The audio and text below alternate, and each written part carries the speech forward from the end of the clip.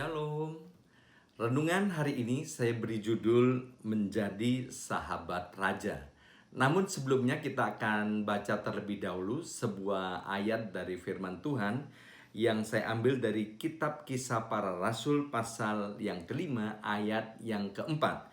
Demikian bunyi firman Tuhan, selama tanah itu tidak dijual, bukankah itu tetap kepunyaanmu? Dan setelah dijual, bukankah hasilnya itu tetap dalam kuasamu?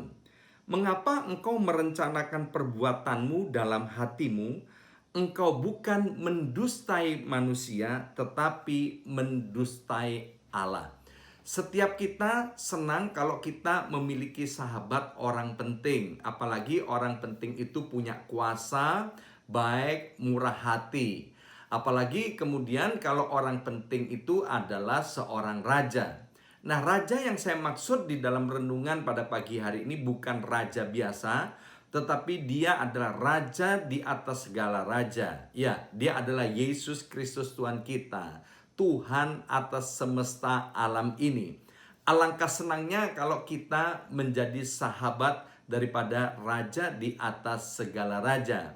Nah, kisahnya bermulai daripada Ananias dan Safira. Mereka memiliki sebidang tanah. Kemudian mereka digerakkan untuk mempersembahkan hasil penjualan tanah ini untuk pekerjaan Tuhan. Maka tanah ini dijual, dan ketika mereka mendapatkan uang, maka sebagian uang itu disimpan di rumah Ananias dan Safira.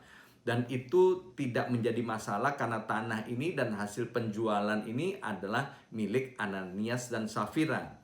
Tapi kesalahan dibuat oleh Ananias dan Safira, yaitu ketika mereka membawa sebagian hasil penjualan tanah itu untuk dipersembahkan kepada pekerjaan Tuhan dengan mengaku di hadapan rasul-rasul bahwa ini adalah seluruh uang hasil penjualan tanah itu. Disinilah letak kesalahan daripada Ananias dan Safira.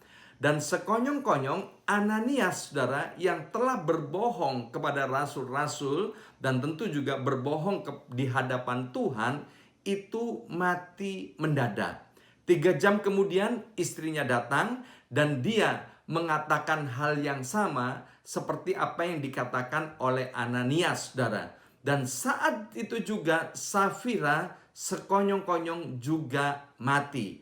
Kesalahannya di mana? Kesalahannya adalah ketidakjujuran mereka. Alkitab berkata, kalau iya kamu katakan iya, kalau tidak kamu katakan tidak. Selebihnya itu berasal daripada si jahat. Di dalam kitab Yohanes pasal 8 ayat yang ke-44 berkata bahwa iblis itu adalah bapa segala pendusta. Sekali lagi, iblis adalah bapa segala pendusta.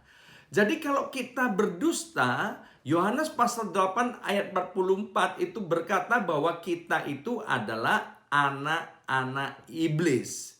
Nah, di dalam kitab Amsal pasal 3 ayat 32, Tuhan itu bergaul dengan orang-orang yang jujur. Maka itu saudara sekalian yang dikasihi oleh Tuhan, mari tinggalkan kebiasaan-kebiasaan lama kita, yang mana kita mungkin berkata bohong sedikit, bohong putih, bohong untuk kebaikan. Yang namanya bohong adalah bohong, yang namanya tidak jujur adalah tidak jujur, yang namanya dusta adalah